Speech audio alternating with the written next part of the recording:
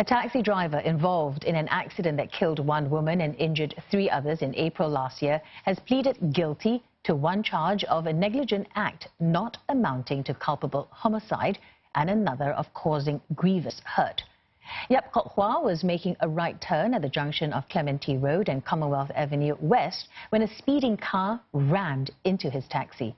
One of his 4 passengers, 19-year-old undergraduate Kathy Ong, died later that night from her injuries. The most seriously injured of the other 3 passengers was hospitalized for 54 days with a brain injury and broken ribs and pelvic bones. Sentencing has been adjourned to 2nd of August, and both charges Yap admitted to each carry a maximum jail term of 2 years and a fine.